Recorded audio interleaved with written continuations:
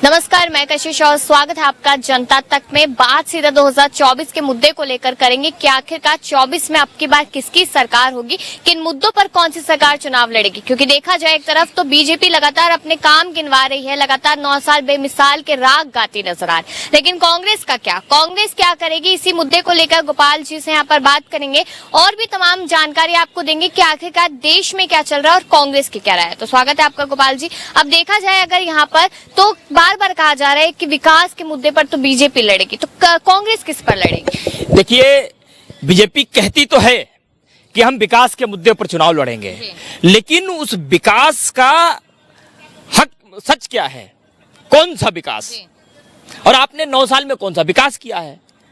सबसे पहली बात तो जिस पार्टी ने, जिस सरकार ने 10 साल तक देश में शासन किया हो, उसे किसी नई चीज की तो जरूरत पड़नी नहीं चाहिए। वो अपने काम के आधार पर वोट मांगने का काम करता है। क्या प्रधानमंत्री में हिम्मत है, क्या भारतीय जनता पार्टी में ये ताकत है कि वो ये कहकर के वोट मांगे कि हमने 2 करोड़ रोजगार देने की बात की थी और मैंने 2 करोड़ रोजगार दिए? क्या उनकी हिम्मत है कि हमने 35 रुपए लीटर डीजल और पेट्रोल की बात की थी, मैंने जनता को दिया, हमें वोट दो तुम? क्या उनकी हिम्मत है ये कहने की? क्या उनकी ये कहने की हिम्मत है कि हमने महिला सशक्तिकरण की बात की थी, पहलवान बैठने आए थे जंतर मंतर पर, हमने उनको न्याय दे दिया? क्या इस बात को कहकर के वोट मांगने की हिम्मत है? क्या प्रधानमंत्री नरेंद्र मोदी की इस बात में हिम्मत है कहने में, वोट मांगने की, कि 2022 तक हर किसान की आय हम दुगनी कर देंगे, एमएसपी का गारंटी कानून देंगे? क्या वो इस बात को कहकर के वोट मांग सकते हैं कि जब दिल्ली की सीमाओं पर इस देश का अन्नदाता बैठने के लिए आया, हमने उसकी बात सुन ली, उसने कहा एमएसपी दो, एमएसपी दे दी, उसने कहा काले कानून वापस लो, वापस ले लिए? क्या इस बात पर वोट मांगने की प्रधानमंत्री की हिम्मत है? मैं आपको एक बात बताता हूं, प्रधानमंत्री की हैसियत नहीं है कि उन्होंने जो अपने रोड मैप में जो वादे करके सरकार बनाई थी, उन्हीं रोड मैप को याद कर करके वो वोट मांग सकें। उनकी हैसियत नहीं। क्यों? क्योंकि उस रोड मैप के चलते ही इस देश के प्रधानमंत्री को दुनिया में एक अकेलौता ऐसा प्रधानमंत्री बना जिसको अनगिनत नामों का टैग इस देश की जनता ने दिया है। जुमला जीबी, महा झूठा प्रधानमंत्री, महाफेकू प्रधानमंत्री, प्रचंड बहुरूपिया प्रधानमंत्री, तमाम ऐसे नाम उनको दिए हैं। आप क्या बात कर रहे हो? कौन से विकास पर चुनाव लड़ेंगे? ये सिर्फ और सिर्फ चुनाव लड़ेंगे हिंदू मुसलमान पर, ये चुनाव लड़ेंगे नफरत पर, ये चुनाव लड़ेंगे हिंदू बनाम सिख पर, ये चुनाव लड़ेंगे मंदिर मस्जिद पर, ये चुनाव लड़ेंगे हिंदू मुस्लिम कैसे लड़ें, कैसे आपस में हो जाए, मर कट जाए। जब अलग अलग प्रदेशों में जब जाते हैं वहां चुनाव लड़ेंगे जनरल पंडित ठाकुर, ओबीसी एसटी को लड़ा देंगे, ब्राह्मण और दलित कर देंगे। ये तमाम जो चीजें जो समाज में जहर घोलती हैं, जो समाज को बांटने का काम करती हैं। लेकिन कहा यह जा रहा है कि महंगाई अगर बढ़ रही है तो देश का विकास हो रहा है, पहली बात तो ये कह दी। दूसरी कहा जा रहा है कि अगर जनसंख्या बढ़ेगी तो रेवेन्यू लिया जाएगा, पैसा बढ़ेगा, काफी चीजें इस तरीके की बात कही जा रही है। महंगाई से परेशान नहीं है जनता, ये बात बीजेपी कह रही है। देखो, जो गोबर में कोहिनूर ढूंढ लेता हो, ऐसी काबिलियत तो विशेष किस्म के लोगों के पास होती है। जो गोबर में कोहिनूर ढूंढने की काबिलियत रखता हो, उसके पास ऐसी कोई ना कोई तो दूरबीन होती होगी।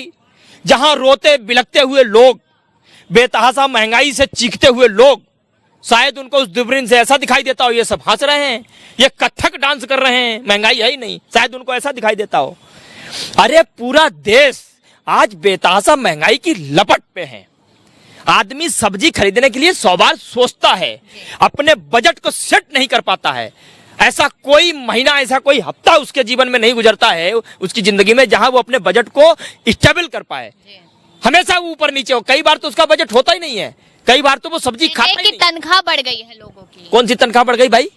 तनख्वाह किसकी किसकी बढ़ी है? तनख्वाह पहले एक फेक ट्वीट का 2 रुपए मिलता था, अब भारतीय जनता पार्टी अपने ट्रोलिंग कंपनी में 4-4, 5-5 रुपए देने लगी है एक ट्वीट का। Amit Malviya tool kit gang के पास से एक नाली निकलती है, उस नाली से गैस भी निकलती है, उस नाली से तमाम ऐसे गंदे कीड़े निकलते हैं जिनके दिमाग में भारतीय जनता पार्टी ने 9 साल में गोबर भरा है।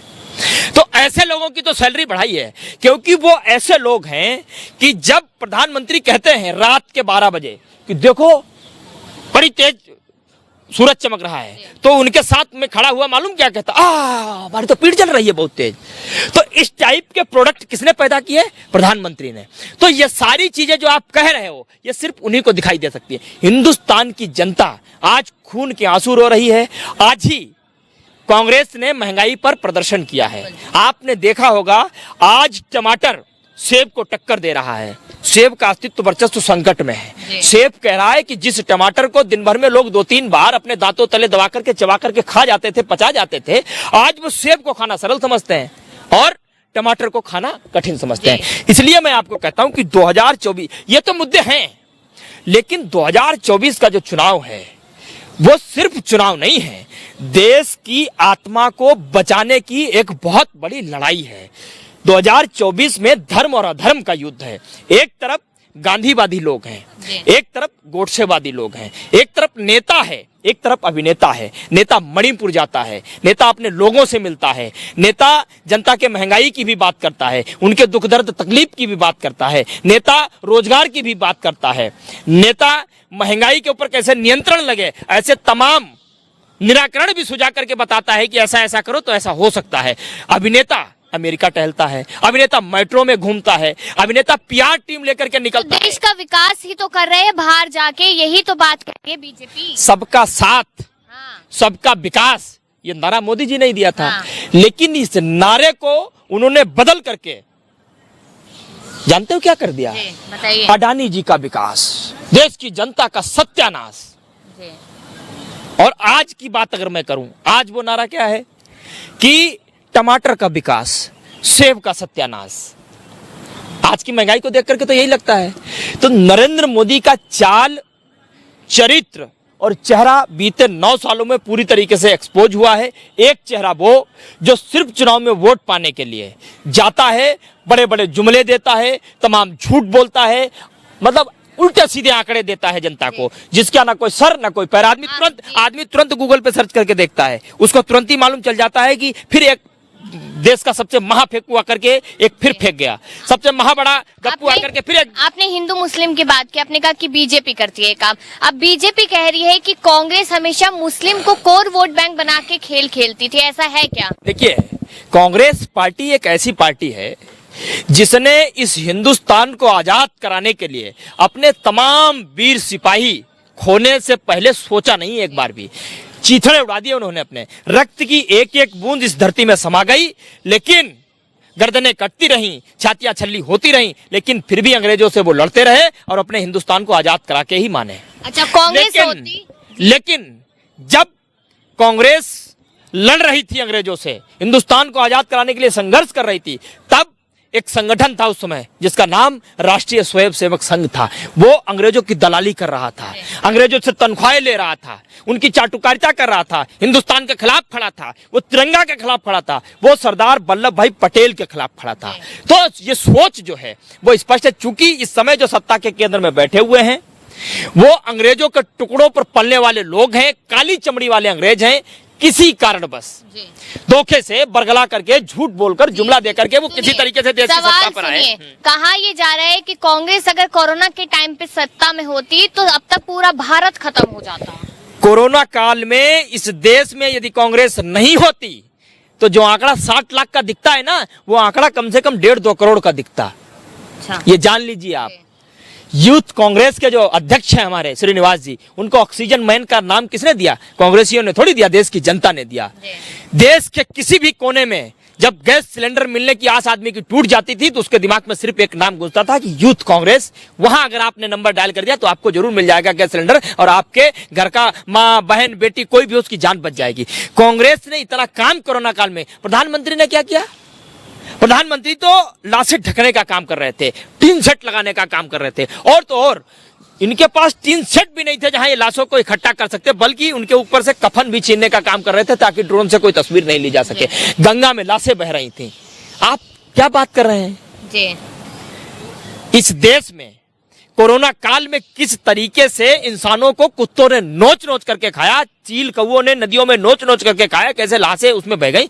ये प्रधानमंत्री की निर्लज्जता का ही तो प्रतीक है, असंवेदनशीलता का ही तो प्रतीक है। यूसीसी कानून लाने के बाद बीजेपी लगातार कर रही है। देखिए, ये ठीक उसी तरीके से है कि साइकिल आपने खरीदी नहीं और मारुति सुजुकी को लेकर के झगड़ा आप कर रहे हो। अरे भाई, जो कानून अभी बना ही नहीं है, जिसकी कोई धारा, कोई एक्ट, कोई एक्टिविटीज जनता को पता ही नहीं है, जिसका कोई ढांचा ही तैयार नहीं है, उसके लिए तुमने एक बहस शुरू कर दी। यह सिर्फ 2024 के चुनाव को गुमराह करने की एक साजिश है, जिसमें इन्होंने अपने तमाम प्रवक्ताओं को, तमाम ट्रोलिंग कंपनी के इनकी वो गैस वाली नाली से निकले हुए कीड़ों को काम पे लगा दिया है कि तुम जाओ इस पे बहस करो। अरे जिसका कोई ढांचा ही नहीं। अच्छा एक बात बताओ, अगर आपके घर की नींव नहीं बनी हो, मकान खड़ा कर लोगे आप?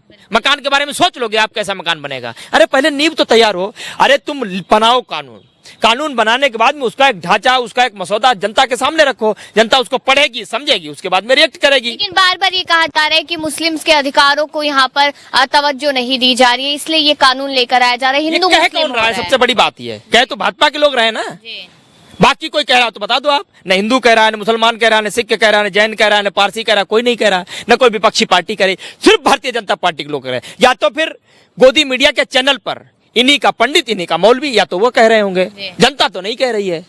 तो ये मूर्ख बनाना बंद कर दो। तुम्हारे उस टीवी चैनल पर बैठे हुए। आखिरी सवाल आपसे कर लेते हैं। अभी आपने यहाँ पर प्रदर्शन किया, महंगाई को लेकर सवाल उठाए, तो यहाँ पर हमने देखा कि हमेशा आप ही लोग होते, कार्यकर्ता ही होते कांग्रेस के, आम जनता क्यों नहीं होती है? क्यों नहीं होती? आज शायद आपने फिर कवर नहीं किया प्रोटेस्ट। आज हजारों की संख्या में महिलाएं आई थी यहाँ पर, वो अपनी बात कहने के लिए आई थी। हम लोगों को पीछे किया उन्होंने कहा हमें आगे जाने दो, आज हम अपने मन की बात करेंगे। हम पक चुके हैं मन की बात सुनते सुनते प्रधानमंत्री की, आज अपने मन की बात करेंगे। उनके हाथ में जब टमाटर था, उनके हाथ में जब मिर्ची थी, लेकिन उससे भी ज्यादा उनकी आंख में आंसू था। 24 में बदलाव नहीं, महाबदलाव होगा। और 24 में इन लोगों को सत्ता से बेदखल नहीं करेगी हिंदुस्तान की जनता, इस देश की सीमा से ही बेदखल कर देगी। याद रखना आप इस बात को। शुक्रिया गोपाल जी। यहाँ पर अब तमाम सवाल हमने किए और जवाब भी जानने की कोशिश की, और उम्मीद करते हैं कि आपको जवाब भी जरूर मिलते नजर आएंगे यहाँ पर कि आखिरकार 24 के लिए क्या नजरिया है कांग्रेस पार्टी का। अगर आप सहमत है या फिर आपकी जो भी राय है वो कमेंट सेक्शन में जरूर बताएं। तमाम खबरों के लिए देखते रहिए जनता तक।